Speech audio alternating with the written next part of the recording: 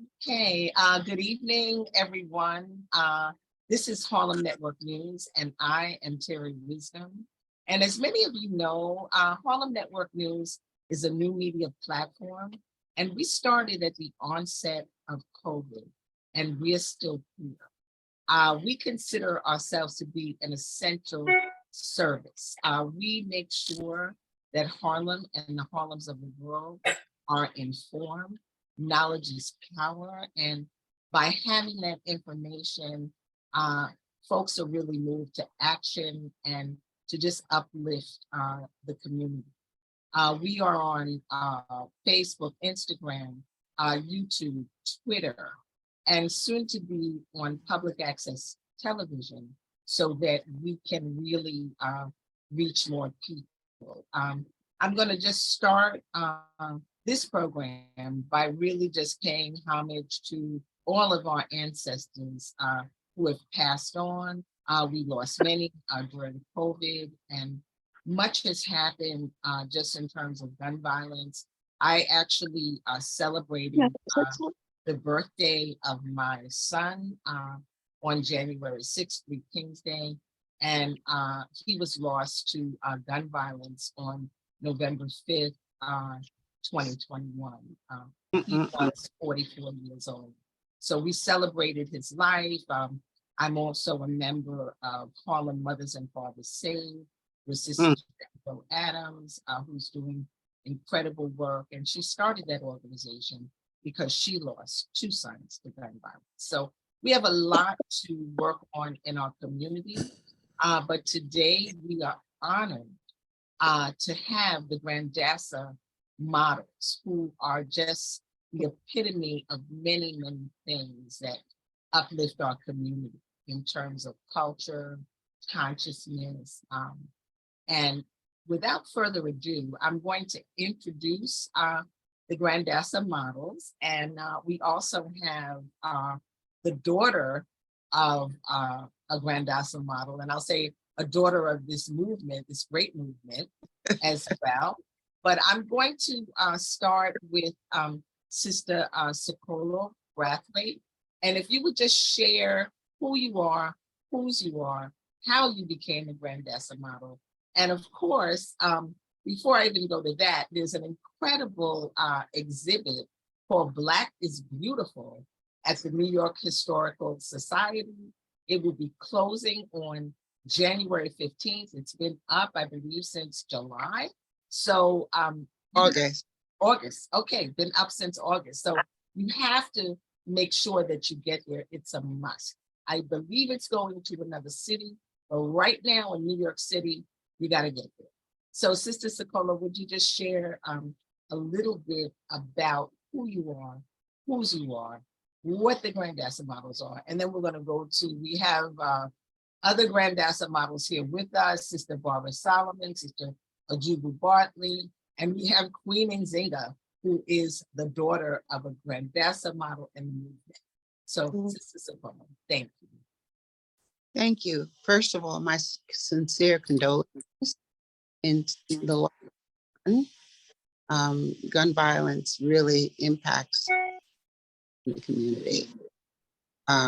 So sincerely, I mean, I know your daughter and known you a long time, and you're incredibly brave the way that you've handled it.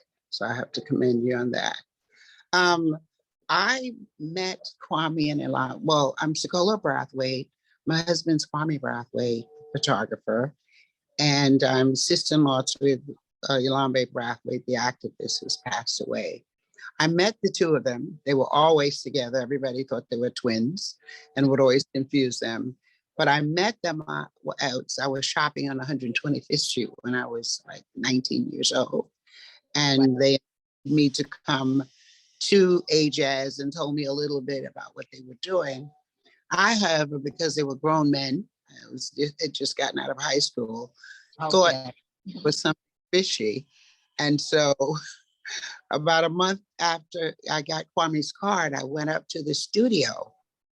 But when you walked into AJazz and saw those beautiful black and white photos of Jean and Clara and Brenda and the Grandassa Models, it was like I was home. I mean, I just fell in love. The pictures, it was just beautiful.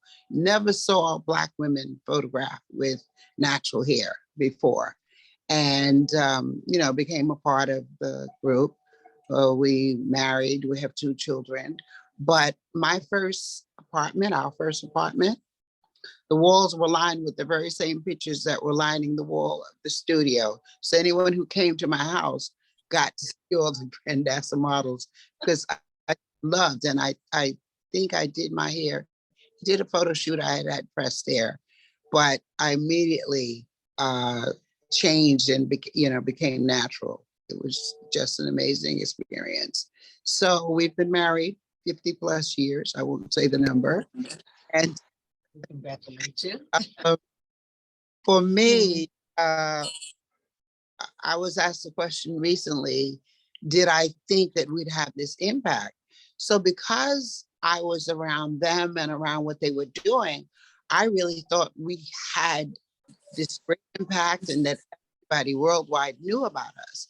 However, when I went to the African American Museum in May 2017, I got a rude awakening because there was nothing about us. And that's when I decided to take Ademola up on his request to have a reunion. So I reached out and we were able to do this wonderful reunion, and we're still together in 2018, and we're still together now, and are realizing that there's still so much work to do in terms of our people and our images and our young girls. So here we are.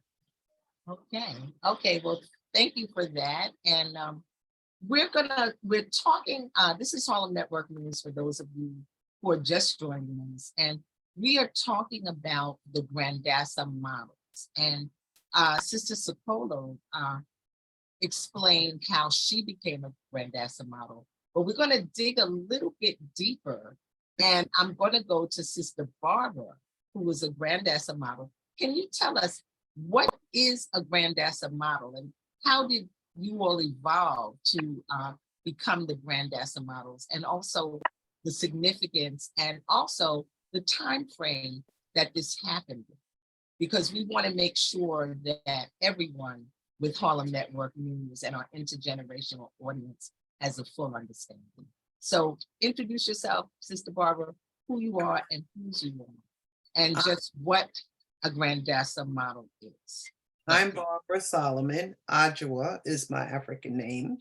Ajua from Proma.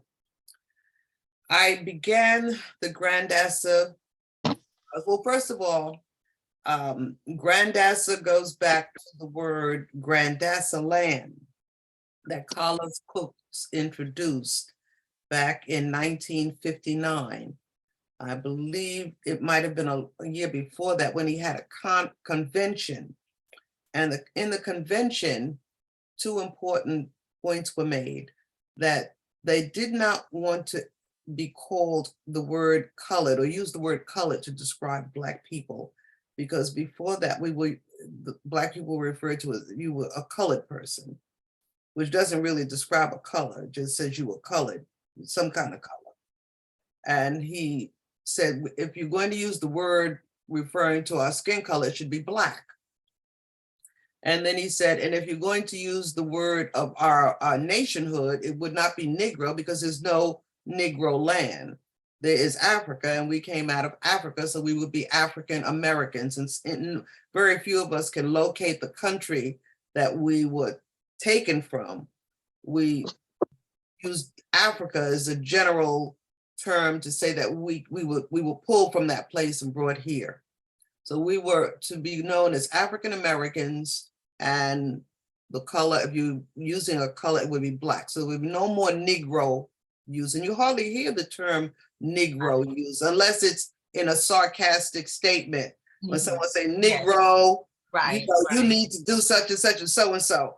Okay, that's how we use it now, but it's not used to describe, it's not in literature now, like as writing about the Negroes. You don't see that. It's writing about the African Americans. So that convention moved us to that point. And then as part of that convention, it was a understanding that there was a beauty and there's a natural standard of beauty and that Black women are beautiful with who they are, how they are born, so that we don't need to constantly change ourselves to look like somebody else in order to be beautiful. Beauty is in the eye of the beholder.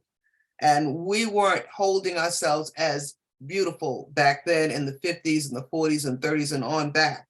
We were trying to emulate the standard of beauty that was put in front of us, which was a Caucasian standard of beauty. And none of us had thin lips. Most of us, no one had hardly thin noses. We all have nice wide nostrils, okay, to take in that hot air. We all have the kinky hair to protect us from that hot sun. Okay. And so our characteristics are based on our genetic history. Okay, so we shouldn't, and what they were saying, we shouldn't run away from that. Right. We shouldn't try and be someone else or try and look like someone else. Let's try and look like who we are. So that's how the Black is Beautiful movement starts to grow in the African Nationalist Pioneer Movement. Okay. Ilambe and Kwame took it and made it into applied it, made it work. Okay, so that you could see it. I'm gonna stop you for just a second because this is very important what you're saying, and it's a huge bite. So this is Harlem Network News, and I want everyone to really be able to digest this. So you spoke about a conference, and that this conference was set by Carlos Cooks. If you could give a little bit of a breakdown in terms of the time frame, when the conference happened, why the conference happened, and at this conference, which I learned the last time that we were having a conversation at this conference, that it was determined that we would be called Black and no longer Negro. And I think it's very significant that this happened in a conference. You know, a lot of people really don't know. They think, oh, it just was some kind of transition. But the fact that there was actually a conference and decisions were made. So if you could just elaborate on that just a little bit, and then I'm going to go to you, Sister, and you can take it from there. Well, as I said, as a result of the conference, the Black is Beautiful, the notion that Black is beautiful as being Black, as who we are. And as I said, during that conference, Ilambe was there and Kwame was there, and they took the idea and applied it. The application of it turned into the Grandassa Models. The word Grandassa grows out of what Carlos Cook called Grandassa Land. And there's no such place on the planet as Grandassa Land. It's a hypothetical thinking of a place in I guess, imagined place. Okay, a conceptual. Yes. Can I answer that? Yes, go on. Okay, I love it. So, Yes. This is the goal. was held in 1959, and Kwame and Ilambe were there, but the HS members, including Bob Gums and Frank Aju, they had all attended the conference. Now, the thing that came out of it also was that, and Ilambe is credited with saying to Kwame initially, we need to find a way after the conference and then the subsequent the Miss Natural Standard of Beauty contest that Barbara participated in. As she said, the women didn't wash their hair. I mean, they didn't wash their hair. That's natural.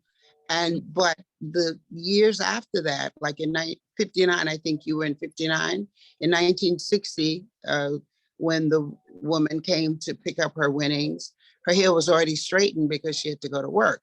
1961, the same thing.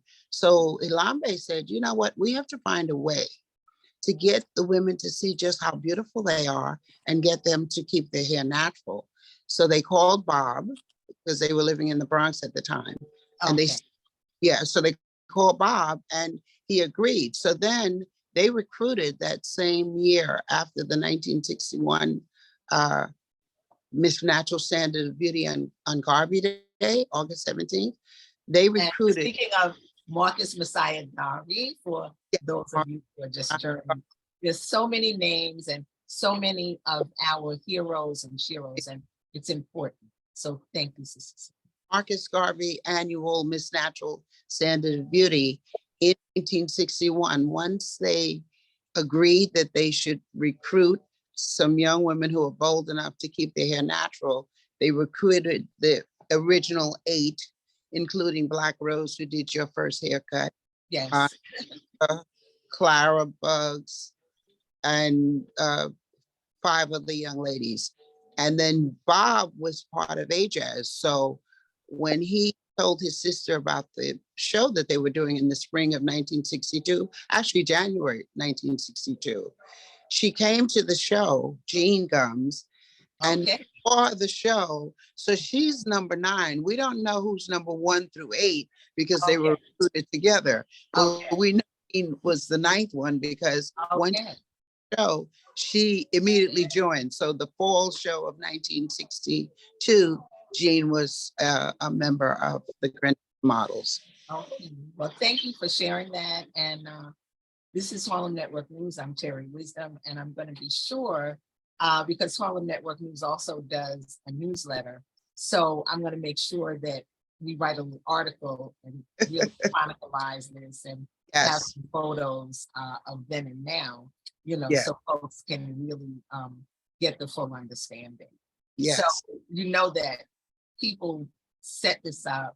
It didn't just happen, you know, some of it is organic. And, you know, it's very interesting because I think even today, I would say we're still having what my daughter would call hair wars, you know, in terms of, you know, finding ourselves, loving ourselves, you know, color wars. We're still having all of that, which is so interesting because at that time we thought we had done the work and, you know, this was all getting dispelled and we had our say it loud, I'm Black and I'm proud. And I do want to shout out Black Rose. At the time, I grew up in Queens and I remember getting on the train and coming to Harlem at like getting there at like 8:30 in the morning.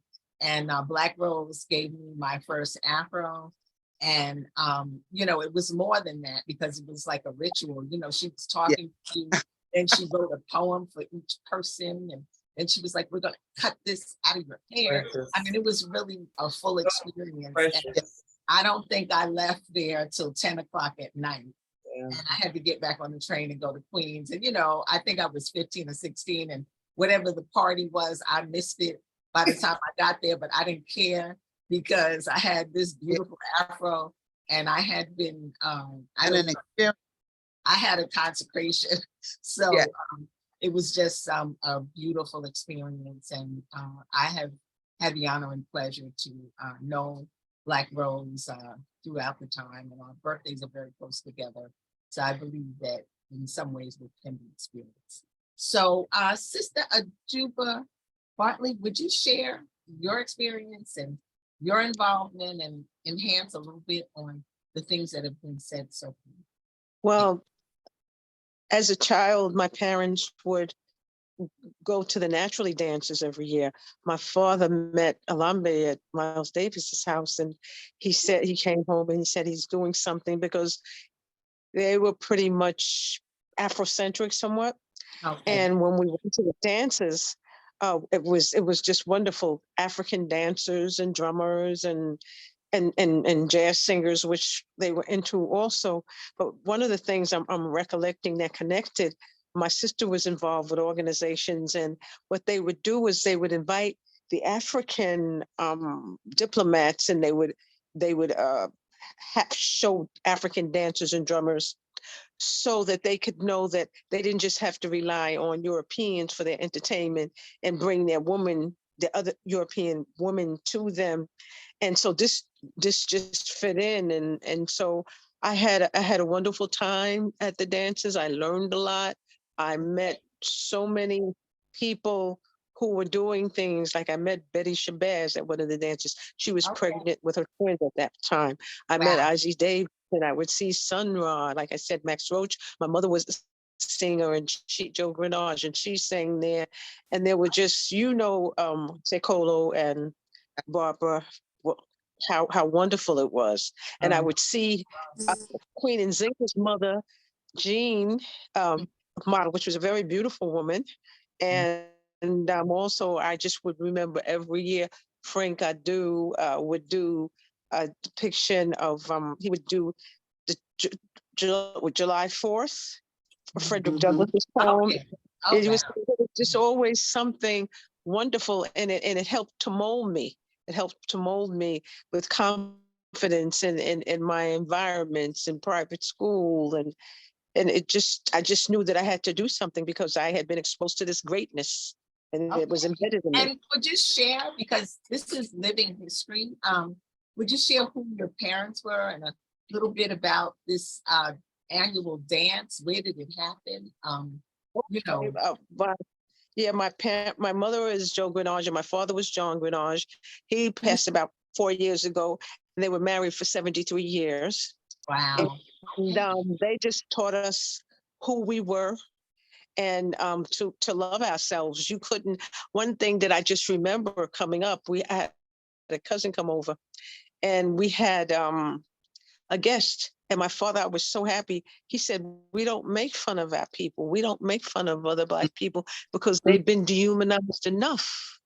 So why would we contribute to that?" He told my uncle, he said, "Until you teach her how to respect and love who she is, she can't come here because I don't want my children around that, you know?" And so Strong. all I could say is that I learned a lot from that. And my sisters as well. I remember my sister and Marie Toussaint and a few people, and Zenzele before Zenzele was with the Grandassas, right? Marie Toussaint she was as well? One of the Okay, because they used to work with Jimmy Abu. He would have a gentleman named Jimmy Abu. You just remember some of the people in Ali years ago. And it's just been very rewarding for me because I carry that with me. Sometimes you work on jobs and you're different, and you see craziness. You see, like you talked about the color wards, the color struck, and the craziness. You see people getting benefits because of what they look like, which is insane. So, like I said, for me, at a certain point, I was a teenager and I became a Grandassa model for a while. But to me, that was like family. It was very natural. It was like family because I had been around that environment. I knew Socolo. I remember when she had Andola, and Andola must have been 6 months in the crib. Oh, wow. And they were very, so all I could say is that's like family to me, in addition to the experience. And I'm so grateful because it's made me strong and well-rounded. Plus, these people were brilliant, Okay. Well, thank you for sharing. This is Harlem Network News, and I'm Terri Wisdom. And we are really speaking about the Grandassa Models and a wonderful exhibit that is happening right now at the New York Historical Society called Black is Beautiful, featuring the photography of Kwame Brathwaite. It also is featuring the Grandassa Models and some of the clothing that was made by the Grandassa Models. So it's amazing, and it's a piece of history. And we are really experiencing a piece of history right here and now. Now, Queen Enzinga, if you can tell us who you are, whose you are, what your connection is to the Grandassa Models, a little bit about AJAZ, a little bit about the organization. I know that you mentioned that your father came through. Thank you very much. Okay, my name is Enzinga, AKA Queen Enzinga, only because I was named after Queen Enzinga, which was my mom's concept, approved by my father, who was, my mother is Jean Gums, the sister of Bob Gums. My mother was a Grandassa model. my uncle was one of the original founders of AJAS.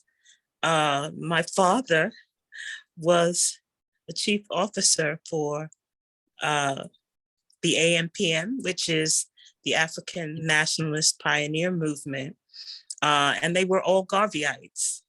So, you know, conceptually, what I believe, because I wasn't there, but Okay. what I believe was that what came out of AJAS and the Grandassa started with Marcus Garvey and the thoughts of Marcus Garvey and Black business, supporting Black businesses, and the concept of Black people being self-sufficient and independent and beautiful.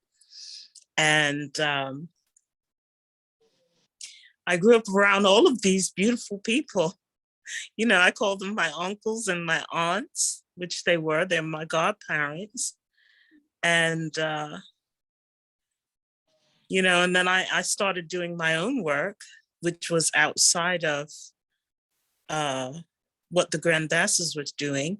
I was a child when they were, you know, still doing their work. I didn't know what it was. All I wanted was candy and loveys.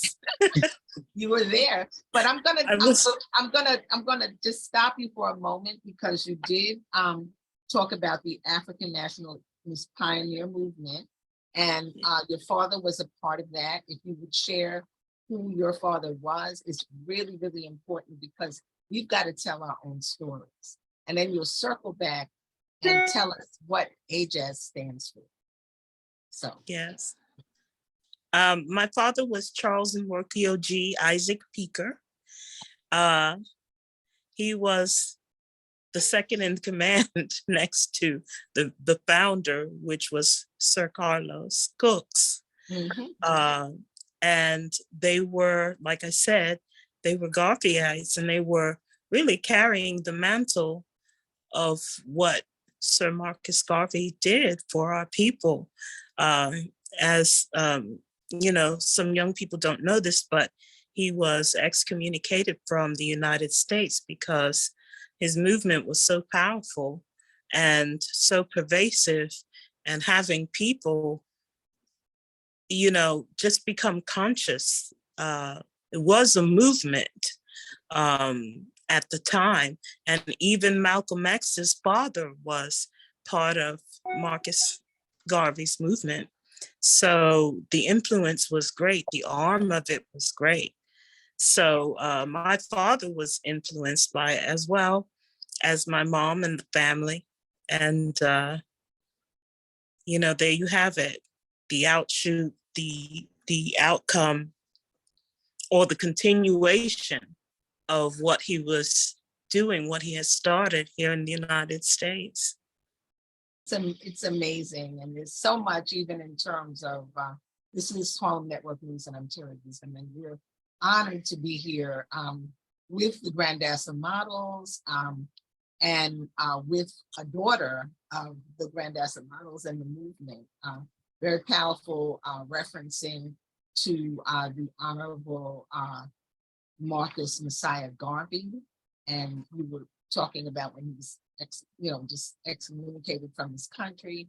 And it's so interesting because our world is so connected and so big. You know, I learned maybe only about 10 or 15 years ago that Marcus Garvey's uncle lived in Costa Rica, in Port Limon, where my partner Bernardo Ruby is from. And there were actually boats, there were ships that were ready, docked. Yes, the Black Star Line. Black Star Line. And many people in Costa Rica, including my partner Bernardo Ruby's grandmother, lost their life savings because they all had shares and had invested in the Black Star Line and Marcus Garvey. So there's a lot of interconnection among us. So very, very powerful. And Queen Enzinga, would you just share a little bit about what AJAS is, and a bit about your uncle, Bob Guns, and his connection, and then we'll circle back around and speak more about it. But I just think it's so important that everyone understand, you know, how this grew why it grew and the motivations. And, you know, these are heroes and sheroes that stood out and really laid a foundation for where we should be today. So, thank you. Well, I'll tell you what I know. Okay. Because like I said, I wasn't personally there. I wasn't even born when they were doing this. Okay. So what I know, the stories of the adults and how they told me about everything, how it started. And they were all in the Bronx together. It was Ilambe, Sir Ilambe, Uncle Kwame, Uncle Bob, Uncle Frank, Uncle David. Am I missing someone? I feel like I am. Cletus, Uncle not Cletus. founders, not originally. oh, the founder, okay. Yeah. There Ilam- were five. There were five that were the founders. the six. Six. Yeah, Six. so Kwame, Bob and David K. Ward, Frank Adu, and Chris Asamandisi's Hall. That's right. Yes. I'll Excellent. have to get him. Excellent. He gave us our first African cartoon. Okay. Amazing. Our first superhero. Yep, In Little Zane. Little Zane. Little Yeah. Zane was the character. And who did, would you repeat the name that gave the first African cartoon superhero, please? Chris Asamandisi, wasn't that Chris? Chris Yes. Asamandisi's Hall. Asamandisi Hall, yeah. Yes. And so my uncle and my mom, obviously they were brother and sister. My mom had gone to one of the shows prior and was convinced by her brother to become part of the Grandassas, and she thought it was so crazy, but you know, because she was so shy. But he convinced her and she began to wear her hair natural. And like many of the ladies, she performed, she was modeling. And I believe, and correct me if I'm wrong, ladies, the first night they were sold out. The first showing, they had to extend the evening to do 2 shows in one night. Absolutely right. And this was how popular they were at the time. And you have to remember back then, you know, Black people, male and female, were not wearing their hair natural. Everybody was wearing concholine, what we call now relaxers, Right. and pompadours. So that was the fashion of the day. You know, it was the aesthetic of the day so that they could keep their jobs. You know, the Crown Act didn't exist back then. You know, I don't know if it really exists today, but we're working on it. Yeah. So this is a process. So it's very, very powerful. Yes, Barbara, very. would you share? Because I feel like there's a lot you want to say, just in terms of this whole experience and the kinds of things that the Grandassa Models did, the shows, how long did the Grandassa Models, and obviously you all are together now and laying another foundation. So if you would share a little bit about that, Sister Barbara and Sister Ajuba. Yes. Well, like Ajuba said, it was just a glorious time. We were in the throes of our youth. The best time that I can think of back then. So all the juices were flowing, and the excitement was in the air for Black people. And it was contrasted against the Jim Crow South, which was still at that time very much in play, and it had its structure set up. It didn't get busted up until the civil rights thing came along.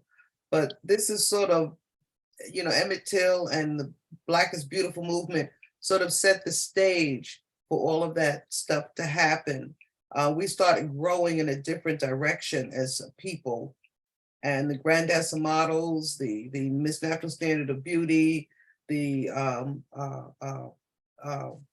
Black, thinking of ourselves as Black instead of Negro, as African Americans instead of Negro, and Black instead of colored. It sort of opened up a box. And I won't say a Pandora's box, but it opened up a box of liberation for us. It allowed us to grow in a different way, and it allowed us to grow as a people and to accept ourselves as a people and how we look. We see it today. It manifested itself today in our popular culture with everybody wearing their hair. You have your hair, I think, in braids or locks. Yeah, in locks. Yeah, locks. You have, Sokola, you have your hair in twists or braids. Twists? You're muted, Sister Sokola. You're muted. You're muted. Okay, but the thing is that it allowed for such a plethora of different ways that we can wear our hair that are all natural to us. Okay, and that, I guess, brought about a liberating thought process and thinking of who we are as a people. And I really believe, Terry, that process is still going on. That was the start of it. That was the start of it. We're still trying to find our way. We're still, I mean, we've come to a point where we're still pulled down. The anchor is still pulling on us with the gun violence and the drugs. We're still being dragged. That's still the anchor we're dragging. All right. And I guess we have such potential as a people.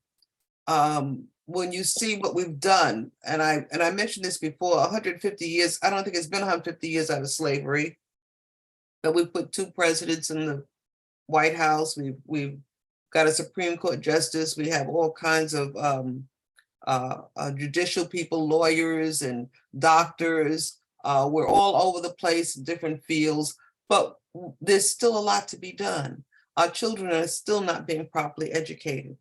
Okay, we still think of ourselves as, the young girls coming up still think of ourselves as sex symbols, where we have to show our bodies and display our genitalia in order to be accepted or looked at by a man, attractive to a man.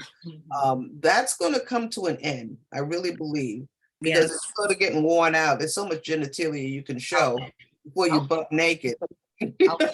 Okay, so we're moving through that. That's going to end. The drug thing will also subside within our community, because I really believe that we are slated for greatness. I don't think God dumped all of us here out of just it's nothing happened without a reason. This is not haphazard stuff. This is not coincidental. I think this is a bigger plan that we don't see. Okay. And I really believe that when I look on backwards and look now and look to the future, I see us moving in an upward direction. That coin or that line is moving upward. It's not moving downward, even though we think it is because of the drugs and the guns and all of that, but it's moving upward. And I think the start of it is back with the Grandassas, college cooks, and all of that. That's the beginning. We can pinpoint that. All right, where it's going, we've all got to stay healthy. Absolutely. to see where it's going. It's not going to end. I feel like, if I can interject, I Absolutely. feel like it's going to circle back around because everything old becomes new again. Mhm. So, you know, what younger people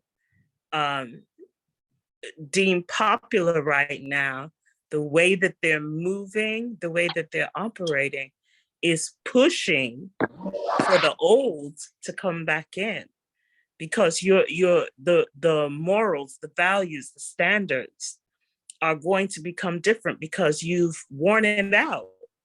Yeah. You know, you were talking about the genitalia, you know, everybody's got these body parts. Right. You know, How much that's of not, right. but to say is that it's not special. It's not different. We're all born with these body parts. What makes us unique is how we move in the world, how we choose to move in the world. And I believe that what the Grandassas and Ajaz, you all were young people. You know, you were in your teens and 20s, early 20s. Nobody was, you know, above that. And you all were moving differently. Yes, it was a different time, but racism moves throughout time. It doesn't change its face. It doesn't stop discriminating. So, you know, the eras change, but the way we fight has to become different. And Ajaz and the Grandassas are what I call artivists. I like that word. I love it. Coin the phrase. Yes. This is Harlem Network News, Artivists. and I'm Terri Wisdom. And Queen Enzinga, can you just expound on, because we've said this a few times, Ajaz? What is Ajaz? What does that stand for? What does that mean, Lord? And Auntie Sicolo? Yeah. okay. Yeah. So There it she goes. stands Thank for you. the African Jazz Art Society and Studios.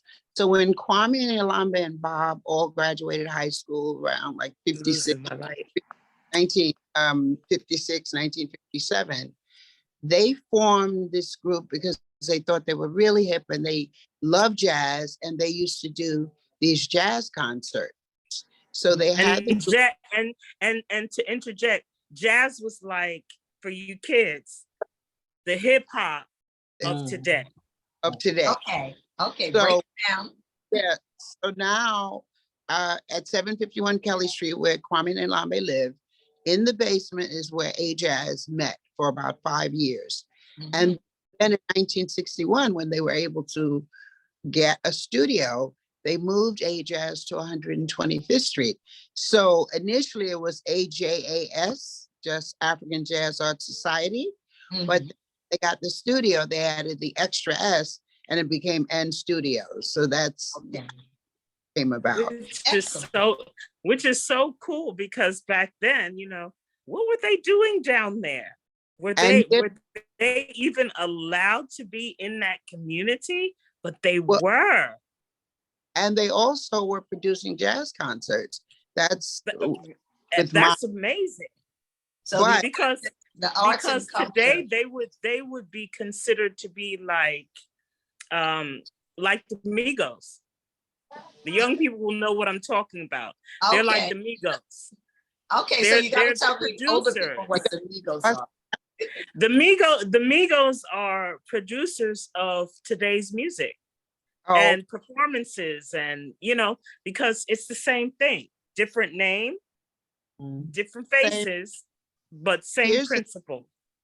And in addition to that, they weren't old enough to get a cabaret license to produce the jazz concert at 845. So in Ajaz, there was one woman, and we failed to mention her. She's not in the photo. Her name was Shirley Anderson. And Shirley was a court stenographer who was older than them, and she liked jazz. She's the only female member ever of Ajaz. And because she was 21, they were able to get the license through her. And that's how they were able to.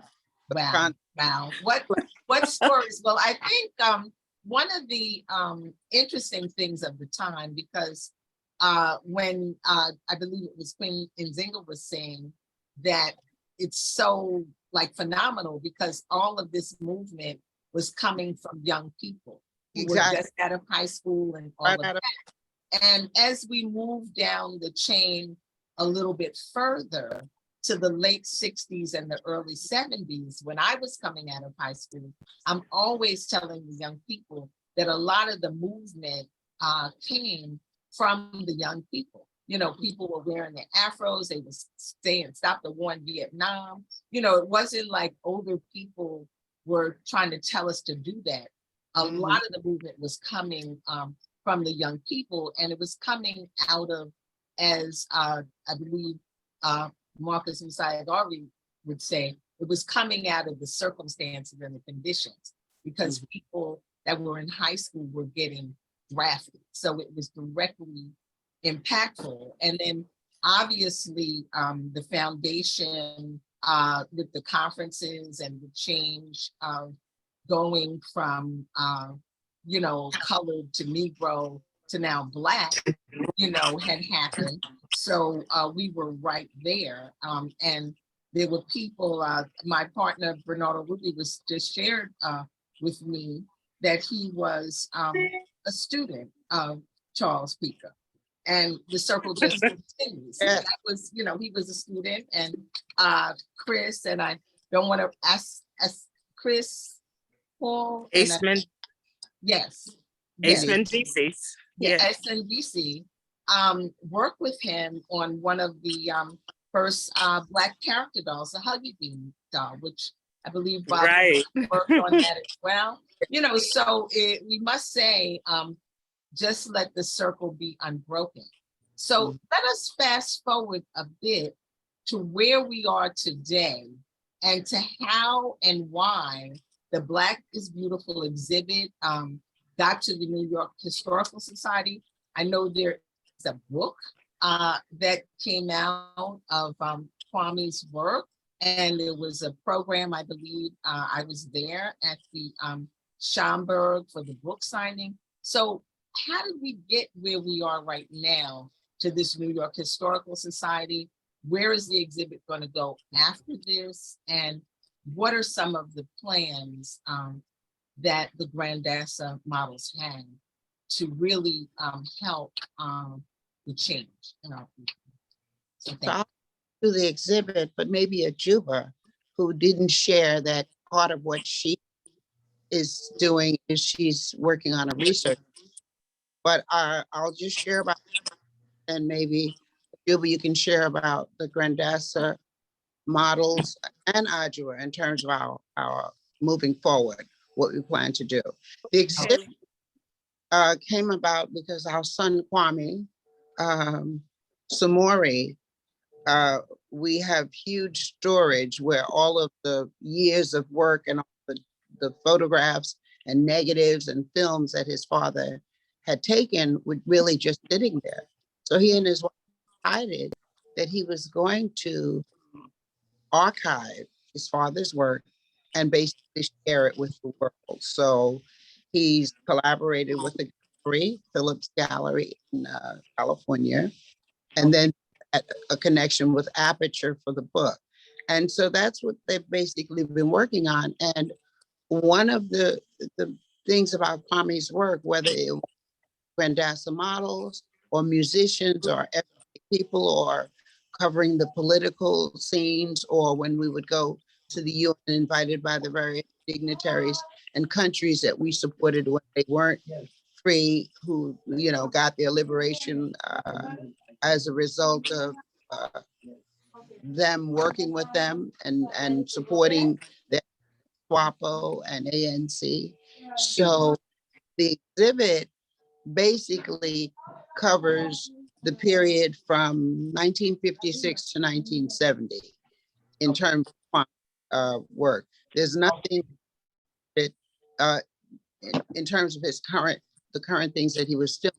So the cutoff was 1970, and it was an attempt to show the history, but also Kwame was asked how he wanted to be remembered. He basically said, I love my people and I want the world to see their beauty and their creativity. So art and beauty, he wanted to reflect that, whether it was music, or a musician, or whether it was the artists, painters, sculptures. He wanted to really how creative and how beautiful we are. And that's what hopefully it's doing. So the exhibit started in California. It has basically traveled to Texas, Detroit, South Carolina. It will be going to Birmingham, Alabama, which will be the 8th stop when it leaves. And then the plans, my son's exhausted. I asked him if he's planning to do some additional places, and he was saying, let's rest for a minute. So from May of 2019 until currently, the exhibit has been traveling.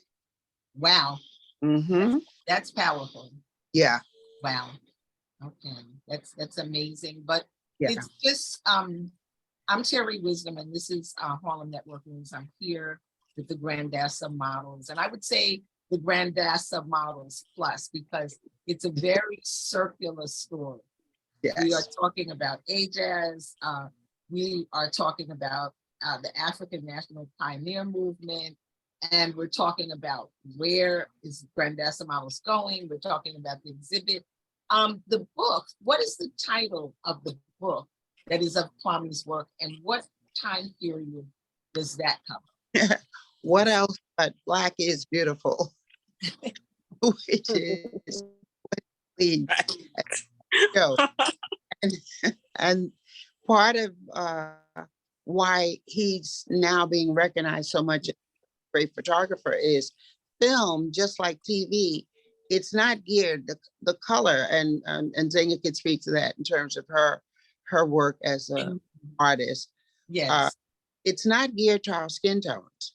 So in order to get the tones, when you look at the photos in the exhibit, in order to be able to do that, there's certain things that he had to do when he was in the darkroom developing, or even when he shot, in terms of how quickly, shutter speed, aperture, how wide the opening is.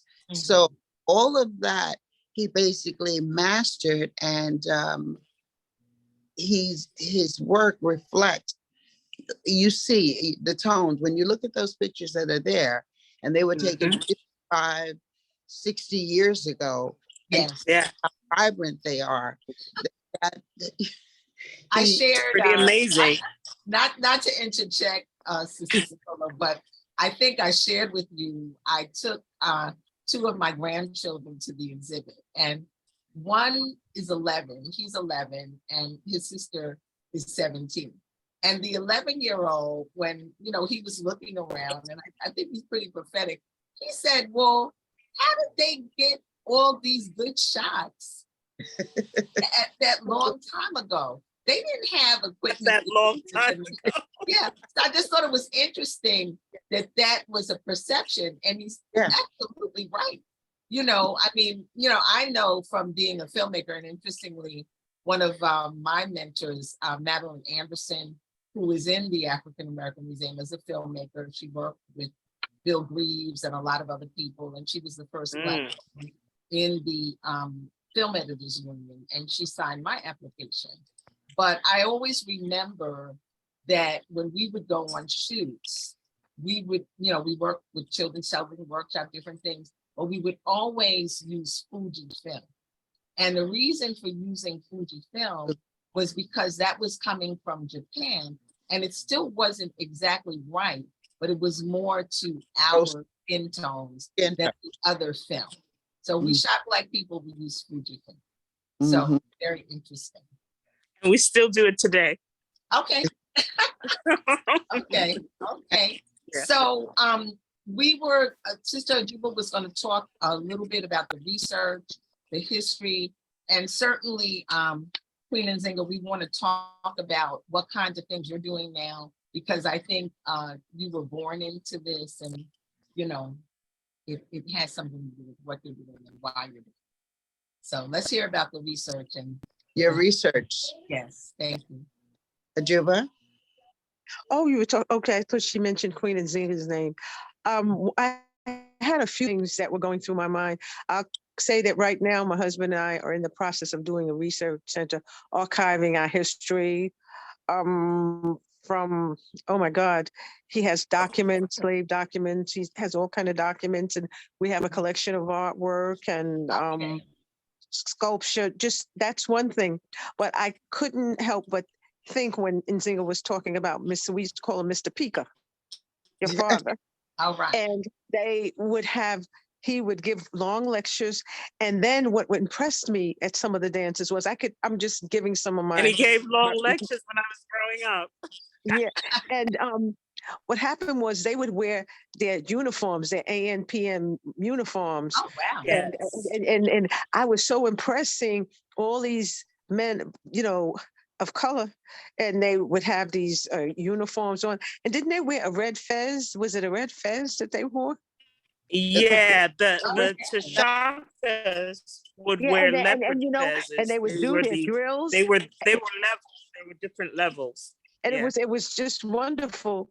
And one of the things I liked, I don't know if it was Kwame or Alambe and Numsa, they had a party, and in order to wear your hair, in order to come to the party, you had to wash your hair. You washed your hair there. I mean, my hair was already natural, but I just loved that because we used to do Wow. that in Brooklyn, Okay, Brooklyn so Core. when you came to the party, you had to wash your hair. Okay, I'm Yeah, in order loving to get in. it. And then, it reminded me of an experience when I first started teaching. I was at Pratt Institute, which was across the street from my house in Brooklyn. And I was teaching some of the young girls about Marcus Garvey and Malcolm X and everything.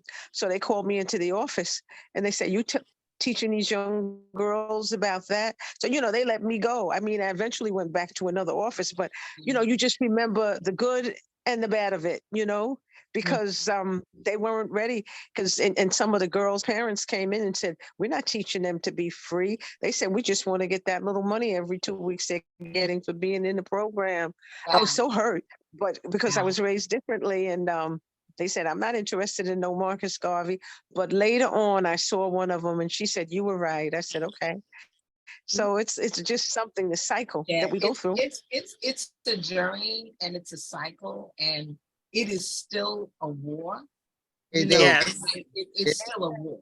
You said it. You said the word. It's a war. It is a war. And you were saying you and your husband are working on a lot of research. And is your husband an artist or as well, and what is his name? Because we want all of this. He's a collector. His name is Hisani Bartley. He's a collector. Okay, beautiful. He retrieves, he retrieves, acquires information, and he used to tape for the Patrice Lumumba Coalition, which Alambe and Kwame had at the Harriet Tubman School, for many years, and that's an offshoot of AJS because that's who was doing the work. And we were able and fortunate enough to tape presidents and, ambassadors. I mean, so many wonderful, exciting people, and that's the way it's been. That's what AJS did. So trailblazers. So what about the Grandassa models now? What is the mission, the goal? This wonderful Black is Beautiful exhibit. And can anybody expound? I mean, people are going to go to the exhibit, they're going to see the exhibit, but what's in the exhibit? Can you just share a little bit about that? Who would like to share? Barbara. Adjua. What's in the exhibit it's a photographic exhibit that sort of tells the history of the Black is Beautiful movement. I don't remember the first thing you see when you walk in the room, but I know Bob Gum's sign of Black is Beautiful with all the models in lining up to form the letters. A very iconic photograph when you walk in. And most people, as you say, are impressed with the level of quality that the exhibit holds when they walk in. And they wonder if we are those people. They look for those people that they see on the walls because it looks like they were taken yesterday. Yeah. Those pictures don't look like they're 60 years Quality. old. Yes. So And those pictures look like they come off of somebody's cell phone today. Yes. The retro, as they say, the retro of the clothing, that's kind of happening where young people, they call it thrifting, so there's all of that. And, we must also salute our brother Bob Gums, who is one of our ancestors. We have to give all praise and salute to him. And I actually have one of his, I guess it's a cutout of a jazz musician from the last time that he did for Bernardo's birthday. And I'm so glad that I have that. So, you know, Walters. many trailblazers. So what's the plan for Grandassa Model? And for our models, we know that we are sort of past the time where we could physically step on the stage and model. We're not trying to be that we were 60 years ago, but we do feel as though the race, the group, our group of people here in America, the women need guidance. First of all, it's my opinion, the woman, if you educate women, they are the first to bring life, okay? And that life that they bring, they feed it. And they are the first voice you hear is that of your mother, all right?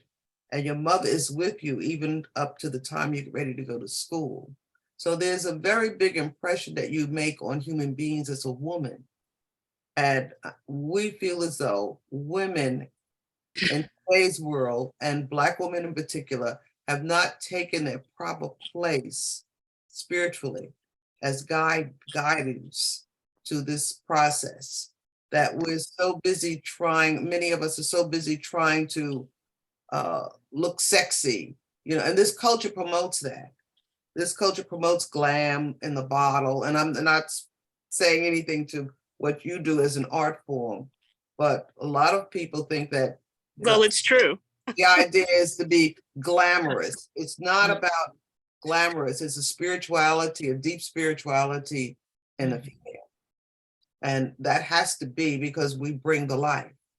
And that's not being recognized. What's being recognized is her body parts. And we would like to, I mean, sex is good. We're not saying people, you know, don't have sex. We're not saying anything like that. But we're saying that the woman's part in that is not the part of just showing herself to be desirable, that there has to be something deeper than that. If you're bringing life and you're nurturing life, you nurture it for 9 months and you nurture it for a number of years after that, that there should be some spiritual grounding to that individual. It shouldn't be off with doing crazy stuff. Right. So we're trying to think of ways to bring that forward. That's what when we meet, we talk about. Those are the things we talk about. And also, Bring other models in to do modeling again, because model means you're an example. Right. Yeah, that is what, and it's interesting. I'm Terri Wisdom, this is Harlem Network News, and we are having a very robust conversation with the Grandassa Models, and just the mission, the goal, what it stands for, the embodiment of model means model example. I love that. And it also, when you were, you know, making the statement, I was thinking it shouldn't be superficial.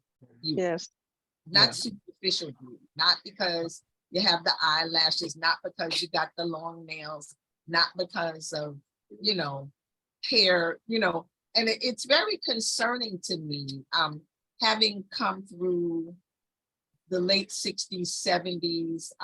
I attended a Black college, Lincoln University. When I was there, you know, Gil Scott-Heron started the band, you know, so many things. He was a classmate. And to see the change of us going from Black is beautiful to people going back to straightening their hair, going to extensions and weaves, and, you know, even some of the sisters coming over from the motherland, not that there always wasn't, quote, something called Natanola, but, you know, people bleaching their skin and even getting rashes from doing it. It's, you know, it's concerning that we roll back that far. And I kind of think of one of Gil's songs at that time. We called him Spider-Man based on a book he had written. But it goes when he said it's winter in America. You know, things changed and it went back to winter. And so the question is, how do we, and I know that the Grandassa Models are working on that by example, by being models, but how do we connect to these young women, to these bringers of life, so that they understand who they are, you know, because some of the extensions are coming from other parts of the world and China, you know, and even some of the programming that's happening, you know, through all kinds of artists from Tyler Perry to whom. Like, what are we promoting? How do we shift that? How do we change? You know, I have to interject here because, you know, I'm in the middle, yes, of the previous generation, which was your generation, right, my generation, which is right behind you, mhm, and then younger people who are younger than myself. I'm in my 50s. I'm in my yes, mid 50s. okay, So, you know, being part of the entertainment industry behind the scenes, helping to create images of a lot of the artists that I've worked with. You know, I came in as a makeup artist, but I was more than a makeup artist, you know. If you sit in my chair, we're going to have a conversation. of course, of course. And, you know, being that I came from where I came from, that doesn't change. Also, the logistics, it just makes sense. But I think what's happening right now, and I really have to say this, I don't care if anyone agrees or not, the responsibility and the accountability of men in this movement is not there. The difference that I see was the previous generation, prior to my generation, was that Black men understood what it meant, and the premise of what Black is Beautiful is about came from Black men. Interesting. I love it. And I love it. yeah, come on, think about it. Okay. And they supported, And they gave their life for and it. they wanted, listen, they wanted the women to wear their hair natural. The women were holding on to the straight hair, but the men were saying we want it natural. I think that what I hear today is a lot of the young men say they want the hair natural from a lot of these young women today who are wearing wigs. Now, I'll tell you this, you know, I've worked with big name celebrities, and what we did was for entertainment. That was not supposed to be for your everyday living. Mm-hmm. How you walk out in the street, it was for entertainment. What is entertainment? You listen to it for about 2 hours and then you go on about your business. It wasn't supposed to be your everyday life. It's fantasy.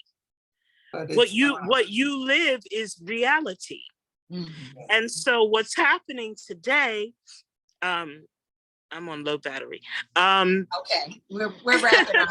We could do a 12-hour session here, but we can't. But what I'm really trying to get at, and speaking to the younger generation so we can understand this, let's bridge this gap because I'm seeing it. I'm in the industry.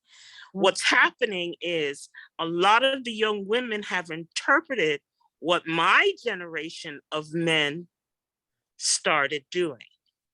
They started going to other ethnic groups and saying that they were beautiful, they were better. And this mantra is still happening today, by the way. Putting them in their videos, making them, you know, propping them up. Meanwhile, Black women with natural hair had to fight to be in the program. Right. Meanwhile, in the 60s and 70s, they were the tea. Right, yes. Everybody wanted to be like the Black woman. And so now we're seeing a shift because our men have shifted and their preferences. Here comes the skin color, colorism, featureism meaning the features of your face, your eyes, your lips, your nose, all of that. No. And texturism meaning the texture of your hair.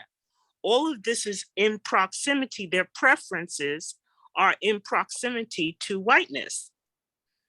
And that's what their standard is. And so these young women, they don't even know that they're doing it. They really don't see it. So you're not buying Afro wigs, you're buying straight hair wigs. Mm. You're buying straight hair wigs and you're putting the colors in, which we don't mind if it was, if your hair was natural. But and what's interesting was that the Grandassas picketed in the 60s against the wig shops, I remember. The wig shops in the 60s. So if they saw these girls today, my mother would be like, what? So this is where I believe the aesthetic of the movement has changed. And what I did working in entertainment, I was privy to neo soul before the rest of the world was privy to it. And so going into the meetings, I had break that down when you say neo soul, because what?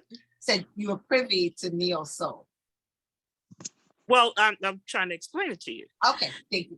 Neo soul, I had a contract with record labels, which was, never done before. A makeup artist having a contract with various record labels to work on their artists, on their images from out the gate. So I had my hands on artists before they came out.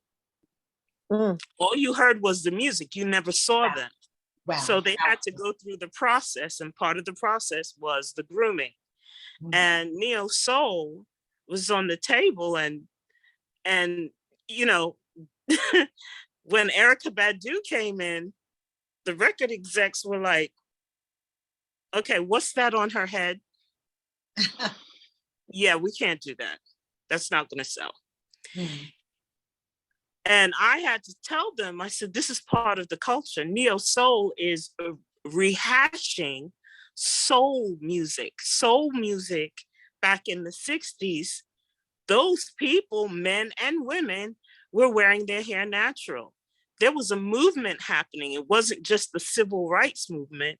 The movement also was involved in their aesthetic. And so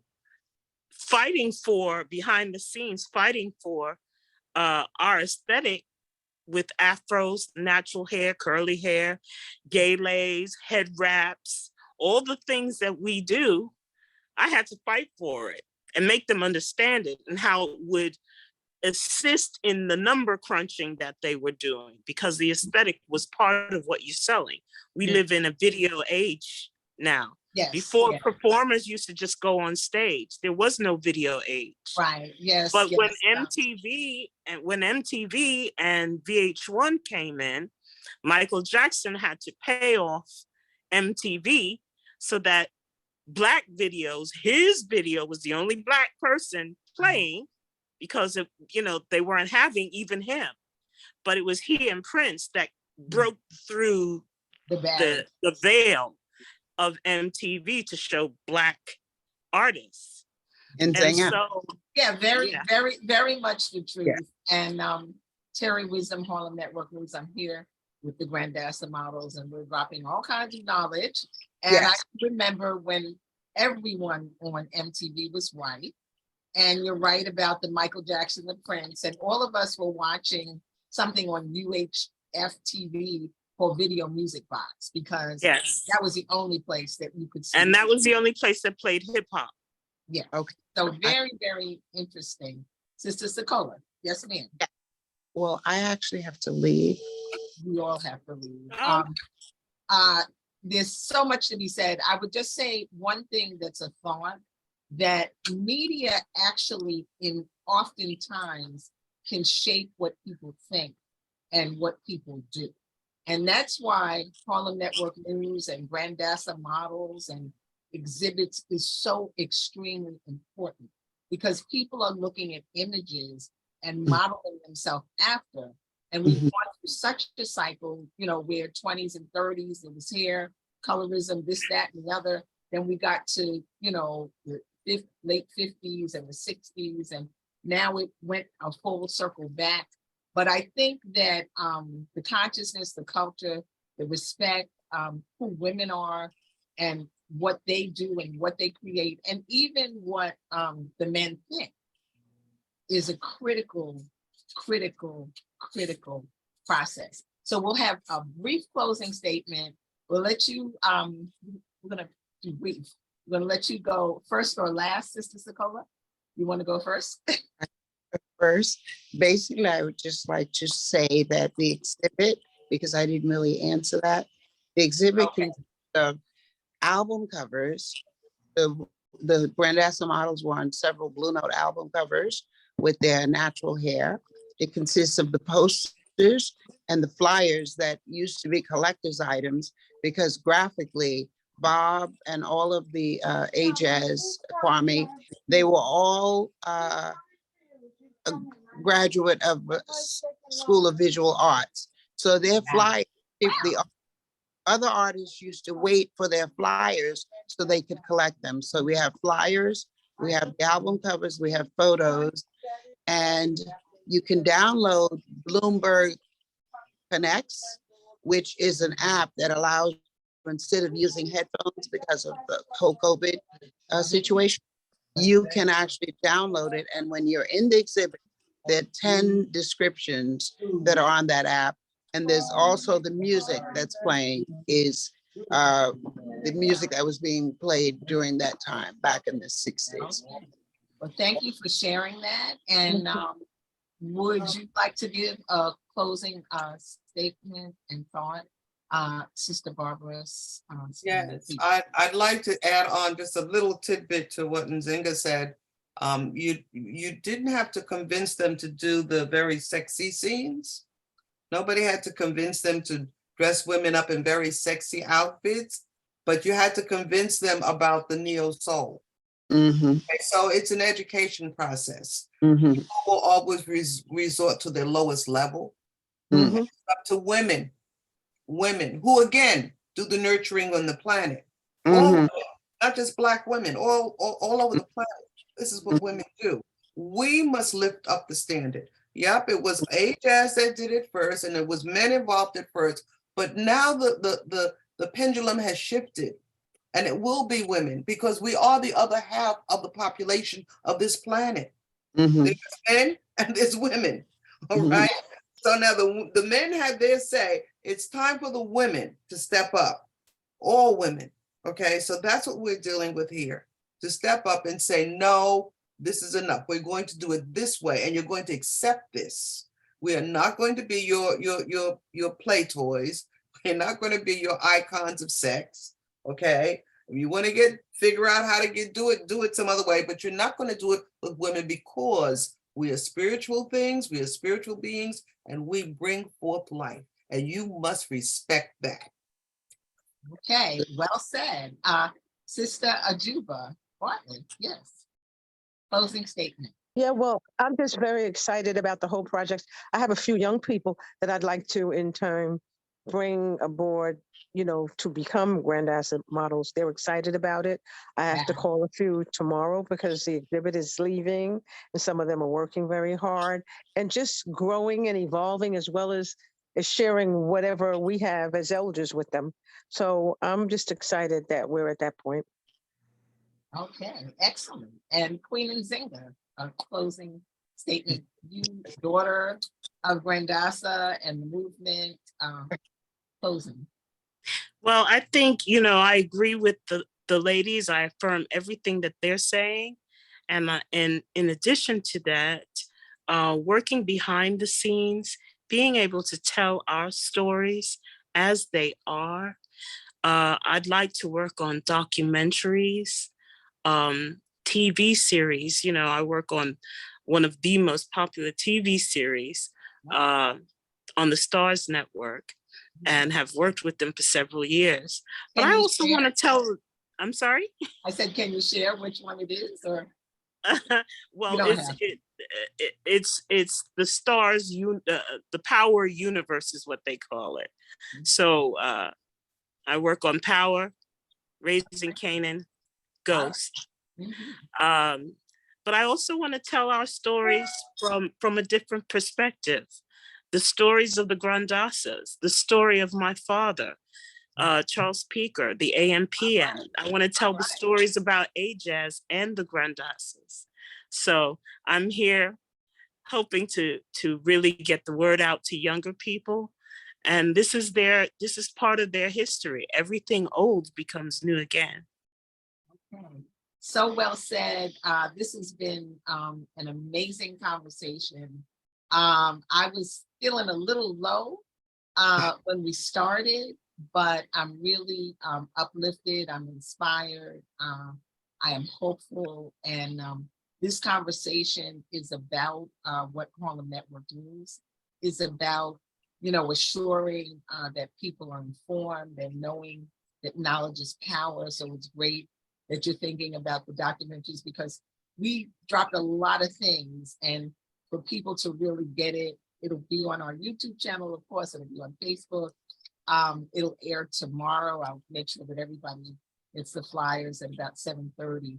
But this is a conversation that people need to listen to over and over. And I also will write the article. So this is the epitome of what Harlem Network News is about. And we encourage everyone to join our YouTube channel, as well as to just reach out to us. We're at 646-261-5397, harlemnetworknews@gmail.com. You can also contribute by Zelling us at harlemnetworknews@gmail.com, or Cash App, $ Harlem Network News, or just go to our website. You can donate that way.